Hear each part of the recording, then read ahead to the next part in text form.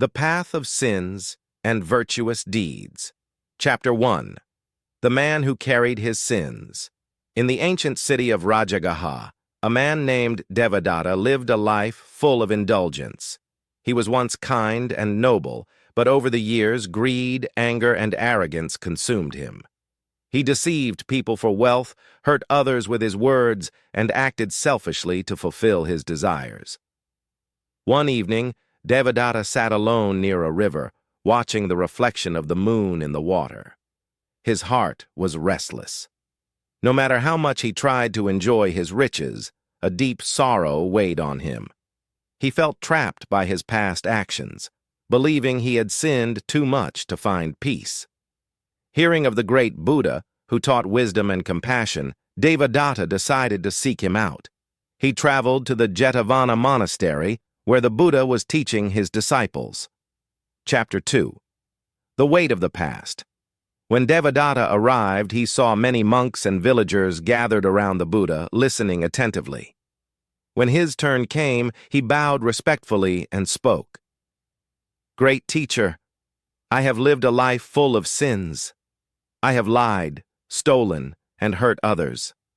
My heart is heavy with regret. I feel as though my wrongdoings are an iron chain around my soul. Is there any hope for a man like me?" The Buddha looked at Devadatta with kindness and replied, "Tell me, Devadatta, if a man were to collect stones every day and place them into a bag, what would happen over time?" "The bag would become heavier and heavier until he could no longer carry it," Devadatta answered. "And if he started removing the stones one by one, what would happen?" "The bag would become lighter," Devadatta said, his eyes widening with realization. The Buddha smiled. "Your past actions are like those stones. Every unwholesome deed adds weight to your heart. But just as one can remove stones, so too can one lighten the burden of past sins by performing virtuous deeds." Chapter 3. The Parable of the Two Jars. To help Devadatta understand further, the Buddha told a story. Long ago there was a man with two jars. One jar was filled with black ink, representing his sins, and the other was filled with clear water, representing his virtues. Every time he did something unwholesome, he added more ink to the first jar, making it darker. Every time he did something good, he added pure water to the second jar. As years passed, the black ink jar became heavy, and the clear water jar remained nearly empty. The man felt despair, believing he could never cleanse himself. But then, he began to change his ways. With each good deed, he poured a cup of water into the ink jar. Slowly, the darkness faded, and in time, the jar became clear. Devadatta listened with great attention. "Are you saying that even a man filled with sin can cleanse himself through virtuous deeds?" "Yes," the Buddha affirmed. "A person is not defined by their past, but by the choices they make in the present. Just as fire can burn away impurities, virtue can purify the mind and heart." Chapter 4. The Path to Virtue. Encouraged by Buddha's words, Devadatta asked, "How do I begin to walk the path of virtue?" The Buddha replied, "Virtuous deeds are like seeds. When planted, they grow into a beautiful garden. There are three main ways to cultivate virtue. 1. Right speech. Speak with kindness and truth. Avoid lies, harsh words, and gossip. 2. Right action. Do no harm, be generous, and help those in need. 3. Right thought. Let go of hatred and greed. Fill your heart with compassion." "But what if I fail?" Devadatta asked. "Then try again," the Buddha said gently. "Even the purest river was once a single drop of rain." Chapter 5. Witnessing Change. Determined to change, Devadatta set out on a journey to meet those who had transformed their lives. The thief turned monk. Devadatta met a monk named Angulimala, who had once been a feared criminal.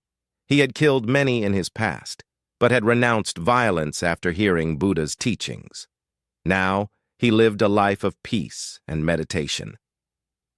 "I was once worse than you. Angulimala admitted.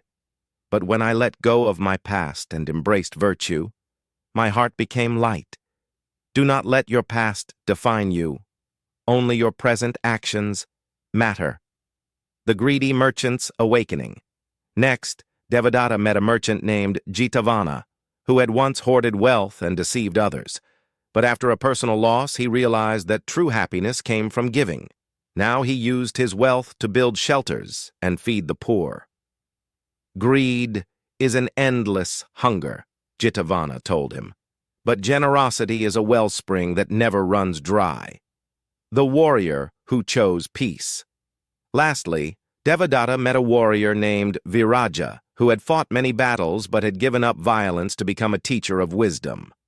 I once believed strength came from power, Viraja said, but true strength comes from self-control and love. Chapter 6. The River of Purification.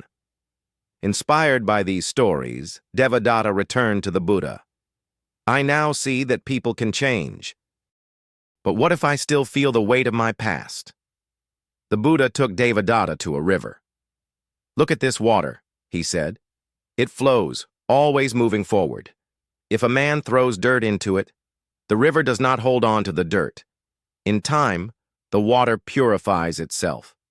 Are you saying that if I keep walking the path of virtue, my heart will purify itself like this river? Yes, the Buddha nodded. Just as the river does not dwell on the dirt that enters it, you must not dwell on your past. Keep moving forward, and soon you will find clarity and peace. Chapter 7. A New Beginning. From that day on, Devadatta lived differently. He practiced kindness, helped those in need, and spoke words of truth. Slowly, he felt lighter. The burden of his past sins faded, replaced by the joy of virtuous living.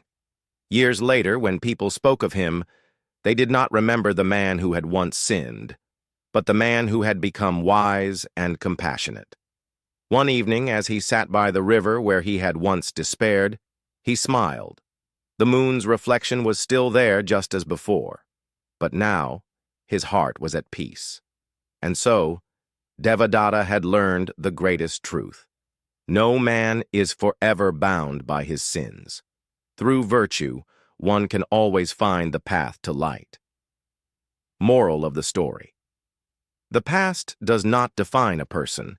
It is the actions of the present that shape one's future. Just as darkness can be dispelled by light, sins can be washed away by virtuous deeds.